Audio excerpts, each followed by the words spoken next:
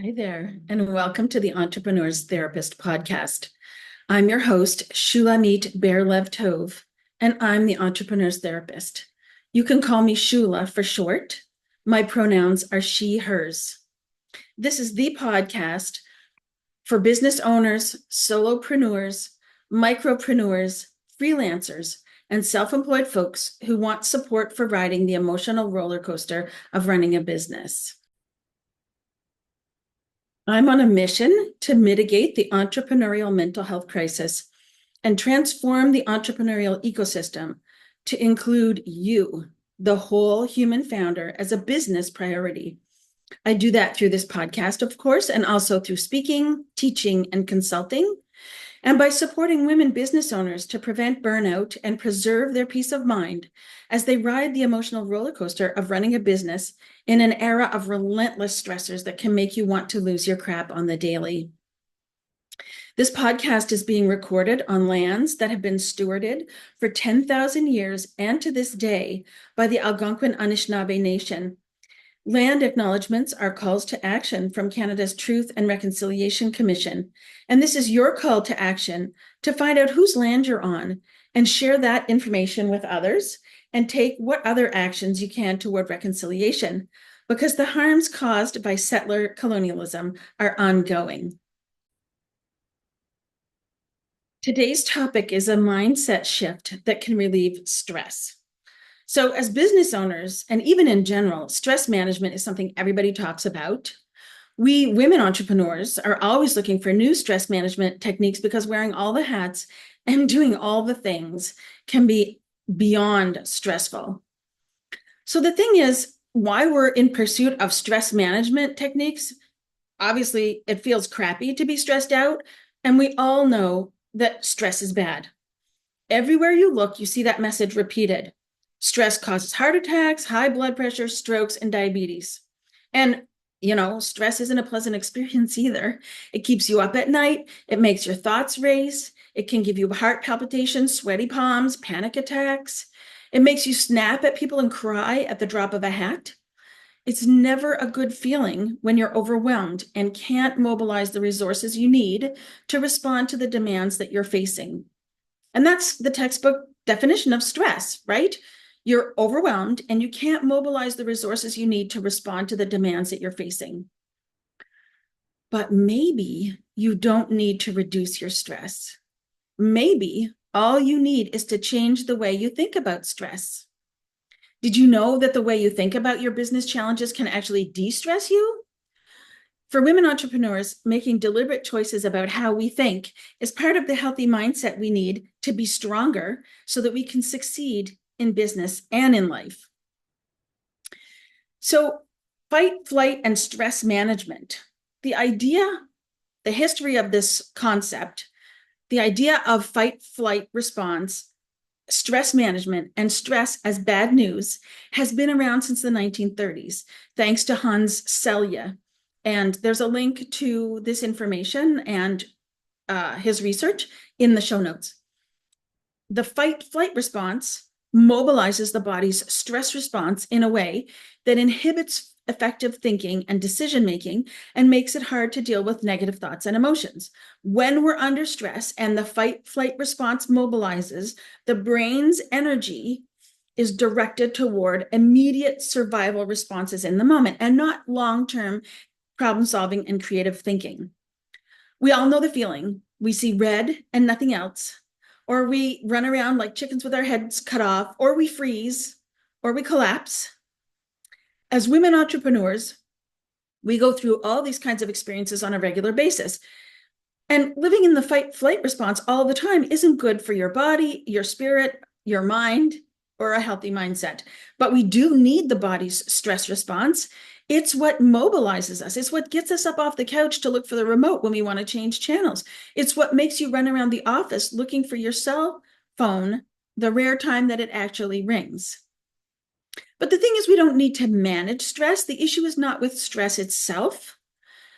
There are two problems with stress. One is ongoing chronic stress with no rest and digest, no time in the rest and digest phase for our nervous system.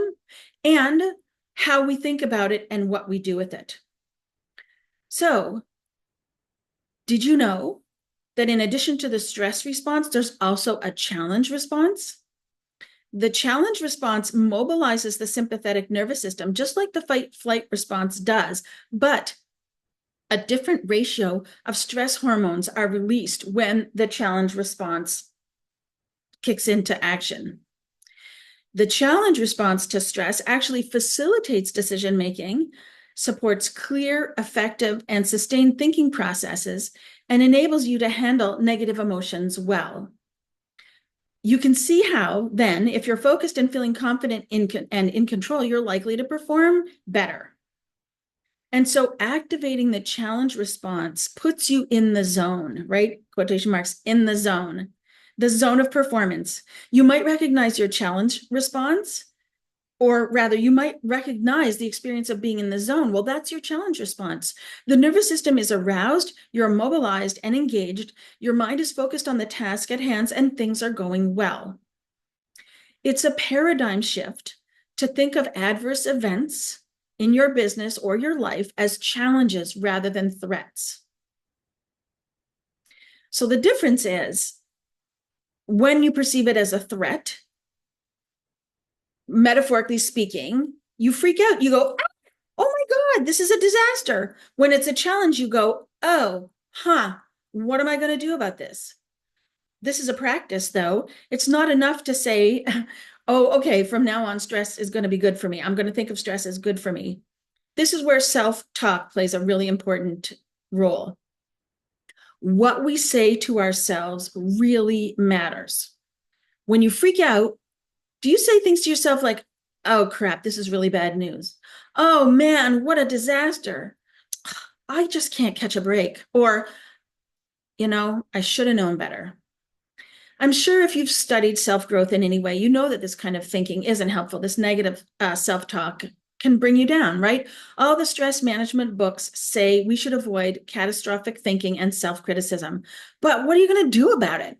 First, it's important to recognize and validate what's happening. So this is what you can replace negative self-talk and self-thinking and catastrophic thinking with.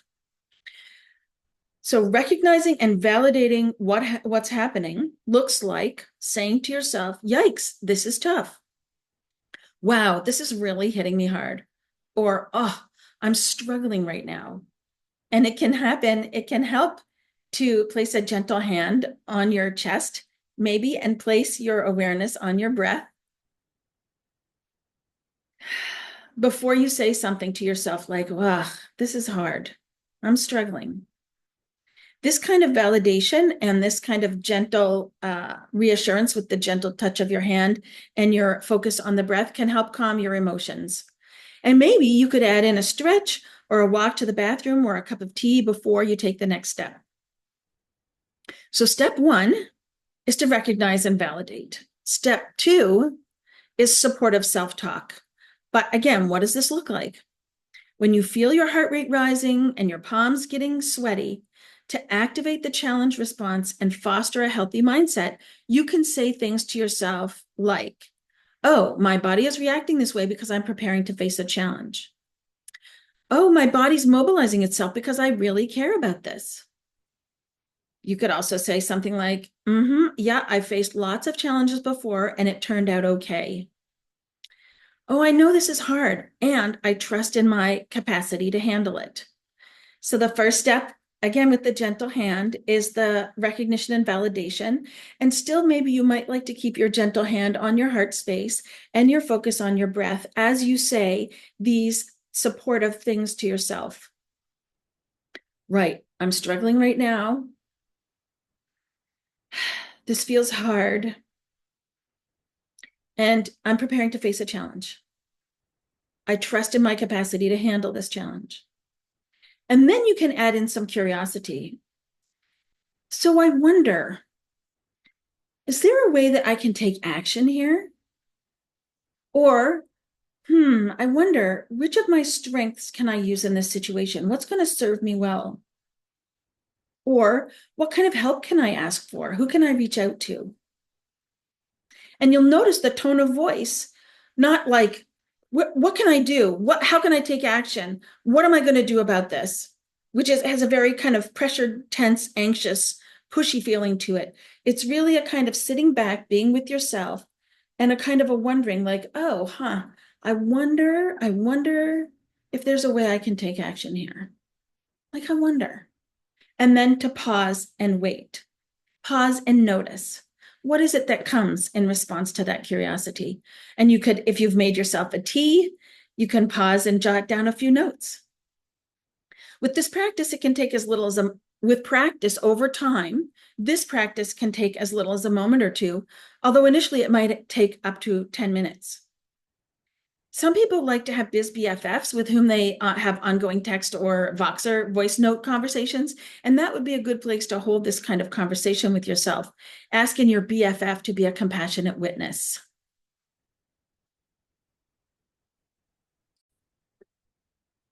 So you can talk yourself through this process in a voice note, as if your biz BFF were listening right on the spot. I've tried this many, many times. I have a number of biz besties with whom I have ongoing voice note conversations. And it's just so helpful to talk yourself through things, knowing that it's going into a safe container. It's important to remember that this is not a job for the inner critic. When you're using self-talk for stress management, it's important to note that tone of voice and attitude matter a great deal.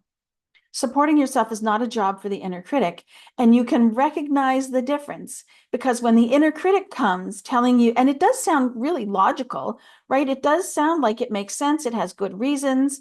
The things it says you should do are things you agree with. And you can distinguish between the tone of voice from the inner critic and how you feel when the inner critic is speaking, and how you and the tone of voice when you're being gentle and supportive with yourself. So if you're finding it tough, maybe your imagination can come in handy. It might help to envision a dear friend or family member to say the gentle, kind, and encouraging things to you instead of yourself. Or you can ask your BFF to say back in a message, voice note, or text, to say back the kinds of supportive responses that are helpful.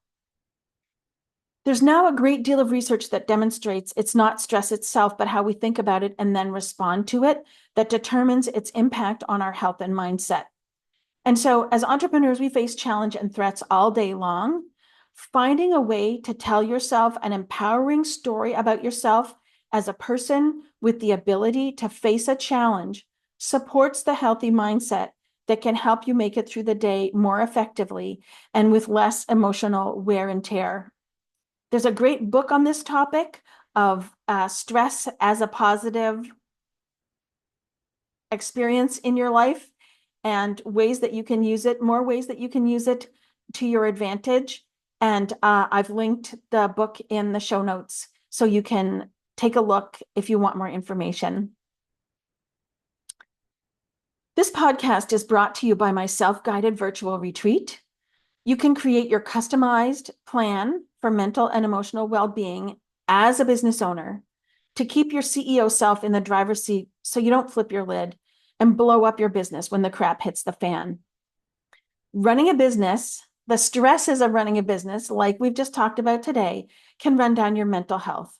And as whole humans who own small businesses, a mental health plan should be a part of your business strategy.